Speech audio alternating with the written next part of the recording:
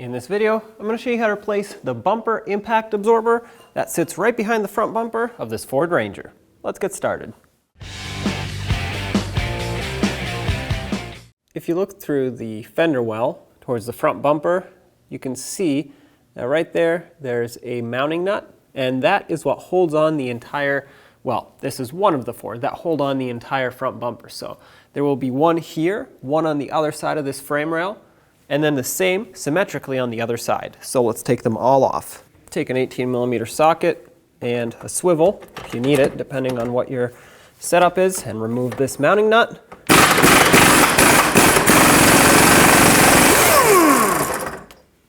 As you may have seen, I sprayed it with rust penetrant. It's always a good idea to do that so that the threads can slide a little bit easier. Hopefully yours isn't as rusty though. On the other side of the frame rail, you can see the stud poking through that hole. It's the same size nut, 18mm.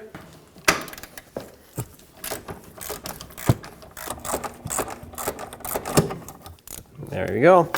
Now you want to do the same to the other side. And since we're right here, before we move further, let's unplug the fog light bulbs. That is if your truck has fog lights, of course. Pull back on the tab and out on the connector. And now, carefully remove the entire front bumper assembly. Next, you'll notice that there are some plastic push clips, and they actually kind of look like rivets, and they act like rivets too. And they're all along the top of this bumper cover here. This is what they look like, and we're gonna have to punch out the center so we can actually unlock the entire thing, and they are single-time use, so after this you'll either want more of these plastic rivet push clip style retainers or just regular push clips, which is what I'm going to use so that they can be reusable in the future. Having said that, grab a punch and a hammer, and to unlock them, you could also just cut them since they're single-time use, but the way to properly unlock them is to put a punch right in the center, punch it through. There we go. And once you do that, you can take a trim tool, pry this up a little bit, and remove the entire plastic rivet slash push clip and discard it. Like I said, it's a one-time use only. So now just go along the top and do the same to all the rest. I'm just going to cut this one. Sometimes they can be a little bit stubborn and stuck. And sometimes they go on the first try.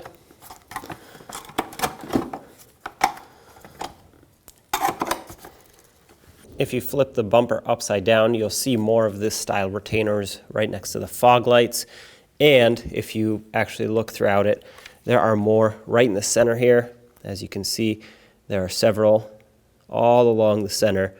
So we're going to want to punch those out as well so we can release the rest of the bumper cover assembly. To make things easier, you can also remove this lower valence air dam. Has a bunch of different names, whatever you want to call it. Basically, you can remove this piece. It just has tabs that slide and lock in, so if you pull it, it'll pop out. This should give you a little bit better access to those clips.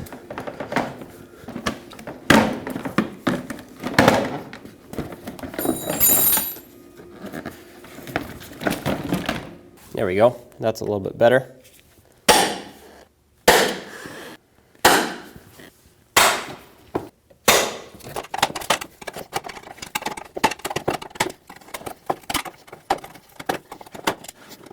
And now with all these push clips removed, we should be able to pull this bumper cover off. Oh, there we go. All right, take that off.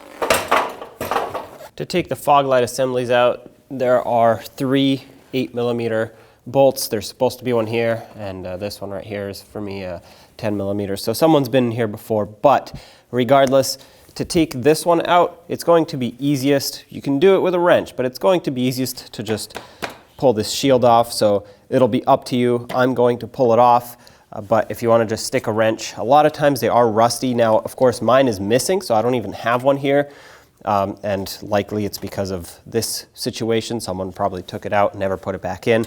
I'm going to do it right. I'm going to put it back in, and it'll be easiest since I will most likely have to deal with rusty threads in here if I pull this shield off. So again, it's up to you. You can leave this on, you can pull it off. I'm going to take it off. I have clear access to the back side of these clips, so I'm just going to cut them off. Like I said, they're one-time use anyway. Once I do that, I can just pull it straight through.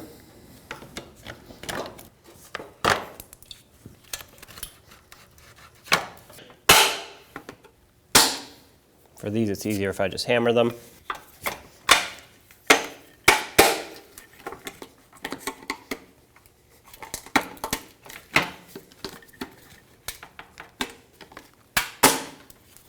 Okay.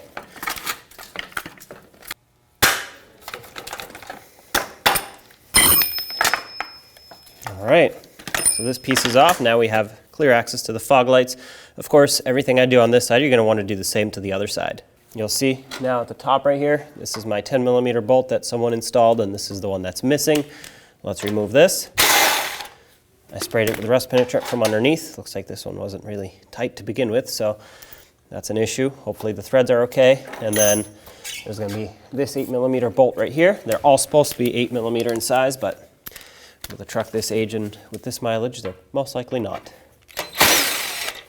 So there we go. And then you would remove this one as well. And the fog light assembly should come right out. And after having done the same to the other side, all we have to do now is remove the locking clips, these retainers here that hold these bolts on. Now you don't have to save these. It is a lot easier if you do, or if you have something that'll clamp this on, but you don't have to save these. These are just here to hold this at the factory when this piece gets put on. So having said that, if you want to save them, take a pick and try to unthread them. I sprayed these with rust penetrant, and honestly, if you can save them because it will make installation of this bumper cover or bumper assembly a lot easier. Typically I don't save these, but because I don't have very good access to the backside here, I don't want to have to squeeze my hand underneath while I'm trying to get an air tool in there just to hold this fastener in place. So what I'm doing right now is I'm trying to spread these little tabs out so it can release a little bit. Once it does, you can just unthread it. And as you can see, with the help of the rust penetrant, this should unthread eventually. And to put it on, I'll show you a trick. Okay, now you can take this out, set it aside, and do the same to this one over here.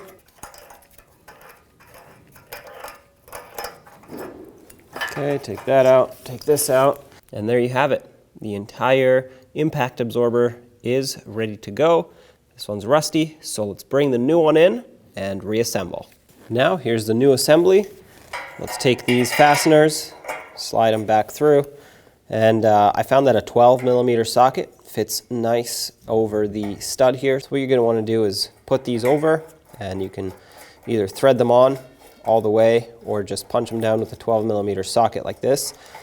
I'm going to choose to thread them down by hand if they go on smoothly, and then towards the end is where I'm going to hit the socket over them to actually get them to seat, basically seat all the way down, just like this. Take a hammer.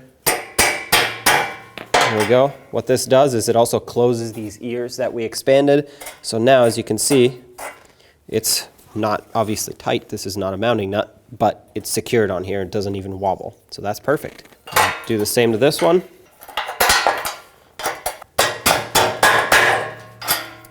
And then the same to the other side. Now let's put the fog light assemblies back in and start in the mounting bolts.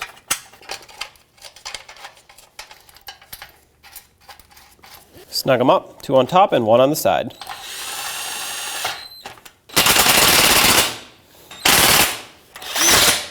Okay, that's nice and secure. Now it comes time to putting this plastic piece back on, and I'm going to use push clips, plastic push clips. If you have plastic rivets, go ahead and do that. But for me, push clips is going to be the way to go. I'm going to flip it over and start with these 2 up top. Doesn't matter where you start with, that's just easiest for me.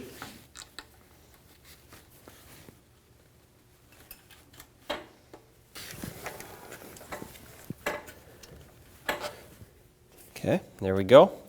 Now let's flip it to the side and put in the ones on the side.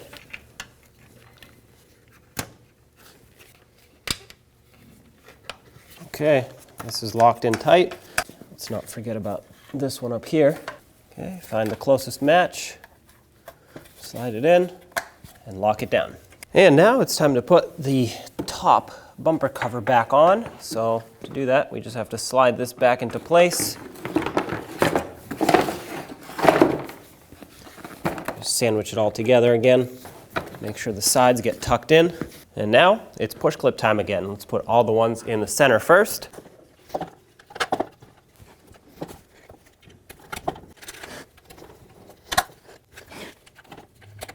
Now you want to flip this around, and we have all these tabs here that also need to lock in.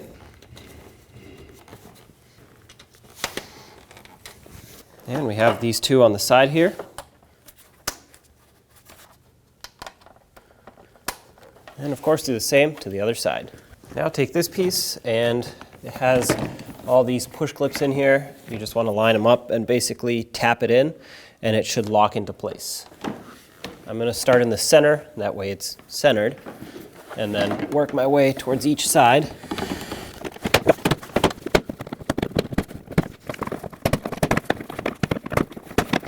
Now, with the entire assembly, well, reassembled, it's time to put it back on the truck. So these are the holes that you're going to want to aim for, and the two studs should eventually line up if you wiggle it back and forth enough.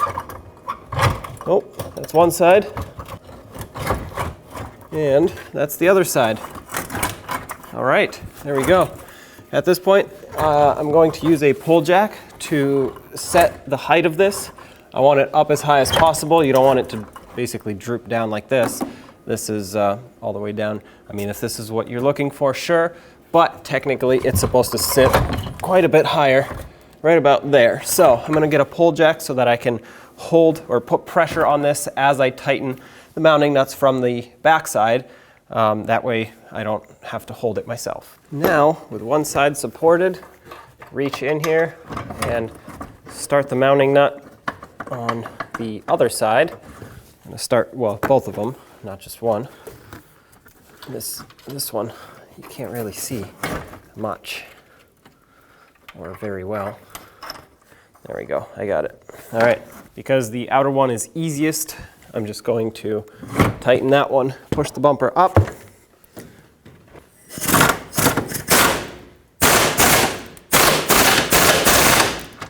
I'll come back and check it, but for now, we have to tighten up the one that's more difficult to get to. Regardless of the torque, I will not be able to fit a torque wrench on this one here just because of its location. So right off the bat, I'm gonna make it nice and snug by hand with a long ratchet.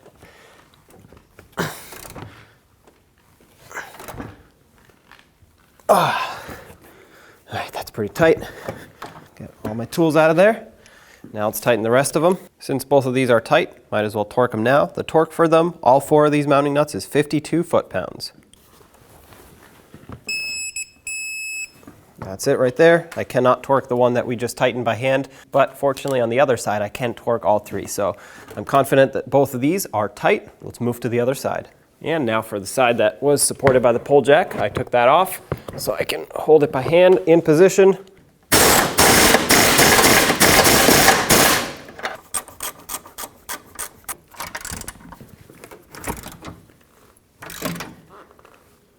Once again, 52 foot-pounds. All right, don't forget to plug the fog lights in. There you go, job done. Take it for a road test. When only the best will do, demand TRQ. The only company that lets you view before you do. TRQ is committed to offering the highest quality aftermarket auto parts that are engineered for peace of mind. Thanks for using and viewing with TRQ.